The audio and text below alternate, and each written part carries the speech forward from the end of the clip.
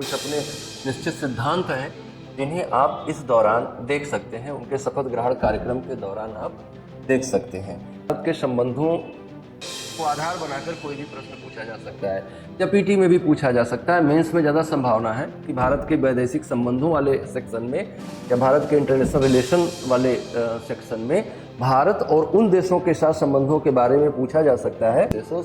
मुइज़्ज़ो राष्ट्रपति मालदीव, शेख हसीना प्रधानमंत्री बांग्लादेश, पुष्पकमल दहल प्रचंड।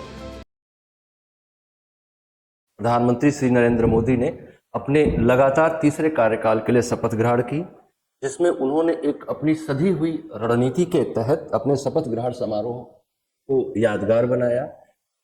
भारत के प्रति उनकी जो विदेश नीति है, भारत के प्रति जो प्रधानमंत्री नरेंद्र मोदी की विदेश नीति है, वो उनके शपथ ग्रहण समारोह के दौरान भी दिखाई दी, जिसमें उनके कुछ अपने निश्चित पहलू हैं, उनके फॉरेन पॉलिसी के कुछ अपने निश्चित सिद्धांत हैं जिन्हें आप इस दौरान देख सकते हैं, उनके शपथ ग्रहण कार्यक्रम के दौरान आप देख सकते हैं। जैसे उनके विदेश नीति का एक थ्योरी है जिसे हम प्रिंसिपल ऑफ 4D कहते हैं। प्रिंसिपल ऑफ 4D में एक डी का मतलब है डेमोक्रेसी, दूसरे डी का मतलब है डेमोग्राफी, तीसरे डी का मतलब है डिमांड और चौथे डी का मतलब है डायस्पोरा। तो अगर आप माननीय नरेंद्र मोदी के तीसरे कार्यकाल के शपथ ग्रहण समारोह को ध्यान से देखें और आप ये बात का ख्याल रखें कि विदेशी मेहमान क्यों बुलाए गए, तो पहले तो 4D पॉलिसी इसके पीछे जिम्मेदार है। दूसरा, प्रधानमंत्री नरेंद्र मोदी की विदेश नीति का दूसरा सबसे महत्वपूर्ण पहलू है जिसे वो कहते हैं नेबरहुड फर्स्ट।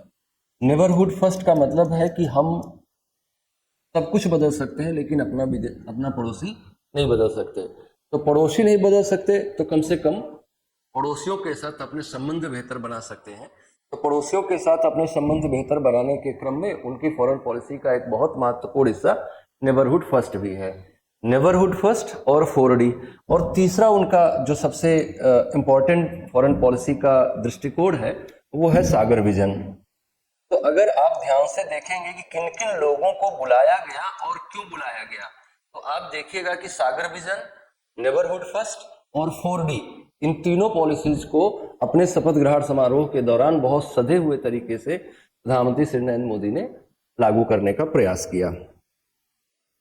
हमारे लिए क्या इसमें महत्वपूर्ण है, आने वाला जो यूपीएससी मेंस का एग्जाम है या आने वाले स्टेट पीएससी के एग्जाम है, वहां पर इन देशों के साथ भारत के संबंधों को आधार बनाकर कोई भी प्रश्न पूछा जा सकता है या पीटी में भी पूछा जा सकता है। मेंस में ज़्यादा संभावना है कि भारत के वैदेशिक संबंधों वाले सेक्शन में या भारत के इंटरनेशनल रिलेशन वाले सेक्शन में भारत और उन देशों के साथ संबंधों के बारे में पूछा जा सकता है जिन देश के राष्ट्राध्यक्ष भारत आए शपथ ग्रहण समारोह के दौरान।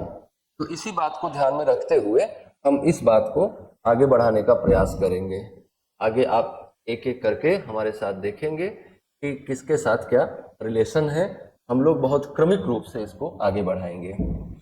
जिन देशों के मेहमान, जिन देशों के राष्ट्राध्यक्ष माननीय नरेंद्र मोदी के शपथ ग्रहण समारोह में आए, उनमें से ये हैं और इनकी आप लोकेशन भी देखेंगे तो आपको समझ में आएगा कि ऐसा क्यों किया गया। रानिल विक्रमसिंघे राष्ट्रपति श्रीलंका, प्रविंद कुमार जगन्नाथ प्रधानमंत्री मॉरिशस, अहमद अफीफ उपराष्ट्रपति सेशल्स, मुइज़्ज़ो राष्ट्रपति मालदीव, शेख हसीना प्रधानमंत्री बांग्लादेश, पुष्पकमल दहल प्रचंड प्रधानमंत्री नेपाल, त्शेरिंग तोब्गे प्रधानमंत्री भूटान। क्यों आए ये लोग, जरा इनकी जियोग्राफिक लोकेशन को देखेंगे तो आपको और बेहतर बात समझ में आएगी। श्रीलंका से हमने बुलाया, मतलब श्रीलंका को हमने इनवाइट किया। श्रीलंका के राष्ट्राध्यक्ष हमारे शपथ ग्रहण समारोह में आए, हमारे देश के प्रधानमंत्री के शपथ ग्रहण समारोह में आए, बांग्लादेश के अतिथि आए, भूटान के आए, नेपाल से आए, पाकिस्तान से नहीं आए, इधर यहाँ सेशल्स आएगा, यहाँ से आए, है ना। तो हम श्रीलंका,